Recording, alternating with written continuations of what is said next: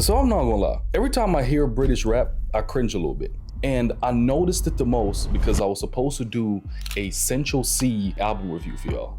And I must have started that album like 3-4 times, and I literally just couldn't get into it. I couldn't vibe. So I wanted to make a video about it. So as I'm doing my research for this video of specifically how come a lot of rap fans, a lot of folks specifically in the US cannot get behind British rap. And I figured out like it actually goes pretty deep to answer this question. And I think I figured out 4 main reasons why it just does not work with the American audience. So if you're British and watching this, you're about to find out.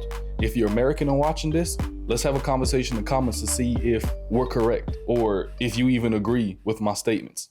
Number 1, let's get the obvious one out the way. It's not the full picture. The accent is a barrier to entry for a lot of Americans.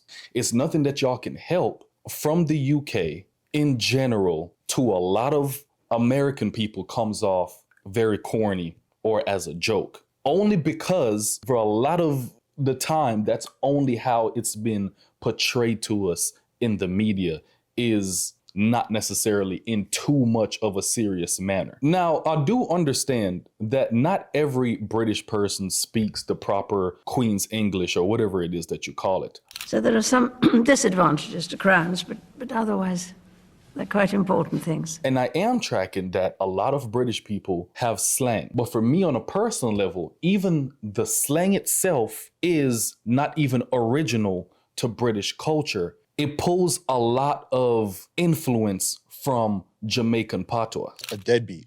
Oh yeah, waste man. Yeah. All right, what about like the gang, like your crew? Just fam, boys, Man them. Yeah. Sorry, that's the man them. Yeah. Man them. Bro, allow them prices there, fam. You think you're tough on all of them things there, brother? Can't come to them prices with bad man, rude boy. House, yard, relax, coach. I met this beautiful girl with nice trainers. She asked me to go to her house and relax.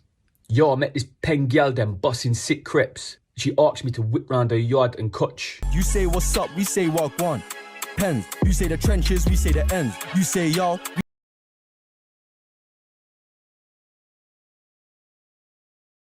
So now I know what y'all gonna say. Of course, I know that there's a lot of Jamaicans that migrated to Canada and the UK back in the day. Hence why their children would adopt a lot of the slang and sound the way that they sound today.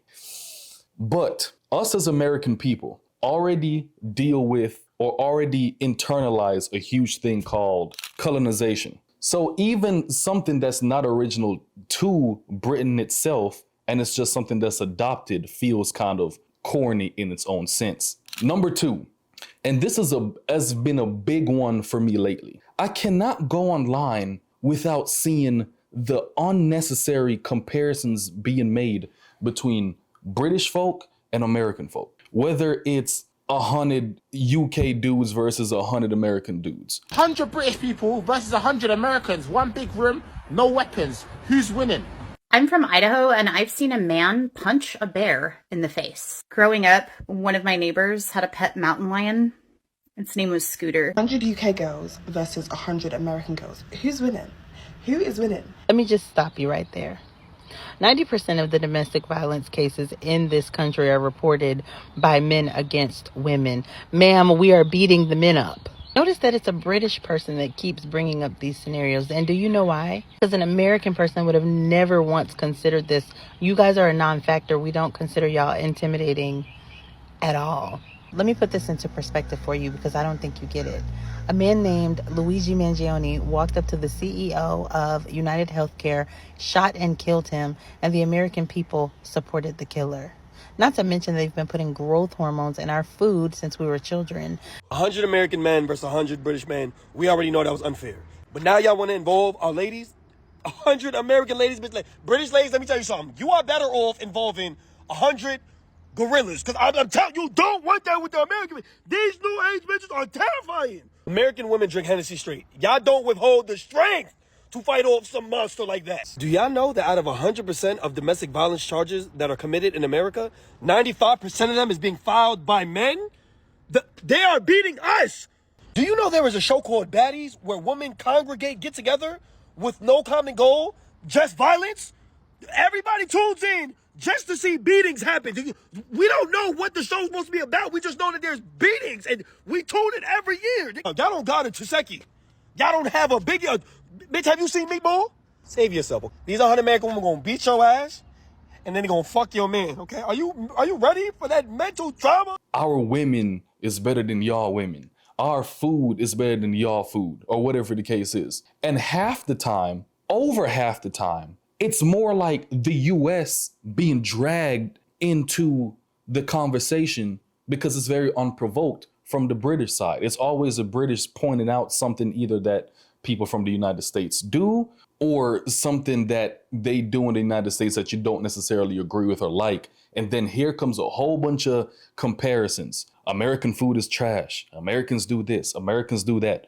Granted, we're sitting here minding our business and Americans, and we're being dragged in these conversations, which, if I'm being biased to America, has no foot to stand on. It always seems like it's an us versus them situation going on that's always started from the UK side. But it is what it is. Number 3, the thing that I've noticed is it doesn't seem genuine, and a lot of how the UK approaches rap and music in general towards the United States always feels very exploitive. What do I mean by that? Anytime you hear of a British artist or whoever trying to have talks about why exactly their artists won't do well in the United States, is like, it always seems like, oh, they're trying to tap into a US market. They're trying to bust over inside the US. It's never from the standpoint of, oh, I just want to make quality music and present it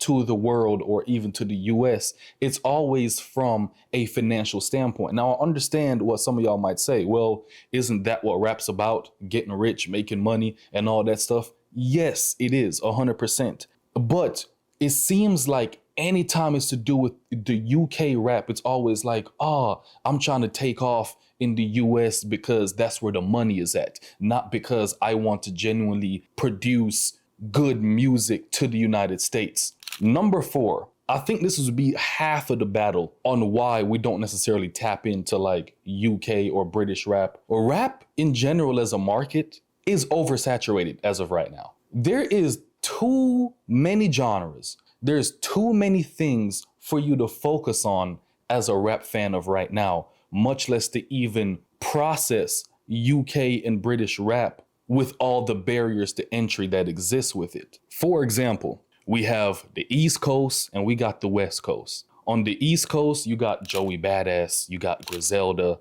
you got, you can even say Nicki Minaj. Then you got the South when it comes to rap. We got artists like Big X The Plug, NBA Youngboy, Rob 49, Kodak Black, a whole bunch of artists from the South. Then you got like, I'm even forgetting some from like, this would be like what, like the Northeast, hence kind of showing how big the fucking United States is too, right? You go up to Memphis and you got like Glorilla, Sexy Red. Then we didn't even touch fucking LA on the West Coast yet. We're talking Kendrick Lamar, I think Tyler the Creator, Doechii, the entire TDE cast. Then once we figured out the geographic of all of this, the geographic zones of rap in the US alone, then they're breaking up into sections like what type of rap you like. You got the boom bap fans, you got like the opium fans, you got the this fans, the that fans, the whatever.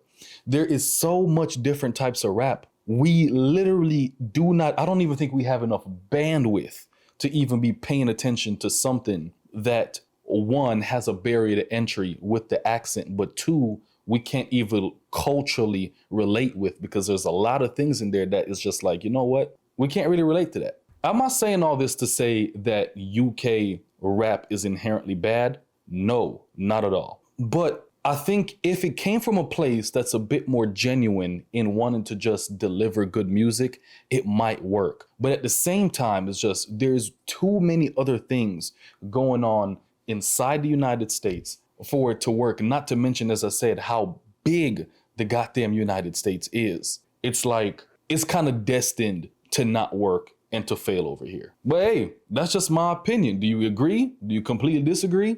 Let me know in the comments below. I'll catch y'all next time.